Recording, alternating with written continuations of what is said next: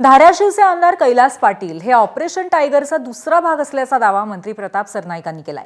तुळजापूरमध्ये केंद्र सरकारची परवानगी नसणाऱ्या चीनी कंपनीचे सीसीटीव्ही सरनाईकांच्या आदेशाने बसवले असा आरोप कैलास पाटील यांनी केला होता आणि या आरोपाला उत्तर देताना प्रताप सरनाईक यांनी कैलास पाटील हे ऑपरेशन टायगरचा दुसरा भाग असल्याचा दावा केलाय।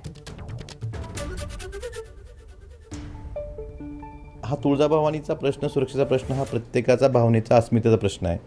त्यामुळं याबाबत आज उद्घाटनाचा घाट घातला जातोय। माझी विनंती आहे की उद्घाटन करण्याबद्दल आमचं मत काय नाही, परंतु उद्घाटन करण्याच्या आधी ह्या सुरक्षेबाबत जी शंका उपस्थित माझ्यासहित अनेकांनी केलेली आहे, ह्याचं स्पष्टीकरण गृहविभाग देईल का, पालकमंत्री देतील का, हे स्पष्टीकरण द्यावं। यातली वस्तुस्थिती काय आहे ते समोर जनतेसमोर आणावी, महाराष्ट्रातल्या तमाम हिंदू भाविकांसमोर आणावी आणि मग उद्घाटन करावं।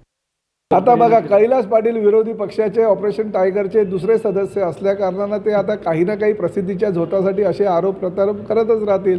चायनीज कॅमेरे आहेत, असे कॅमेरे आहेत, जापनीज आहेत, कुठल्या देशातनं कुठले कॅमेरे ते फिरून त्यांनी त्या कंपनीची नावं काढलीत हे आम्हाला कल्पना नाहीत। कैलास पाटील कुठे जातात, काय करतात, किती वाजता घरी जातात, किती वाजता तुळजापूरला येतात, याची सगळी माहितीसुद्धा त्या CCTVच्या कॅमेऱ्याच्या माध्यमातून आम्हाला मिळणार, जेणेकरून आम्हाला आमचं ऑपरेशन टायगर सोपं होईल।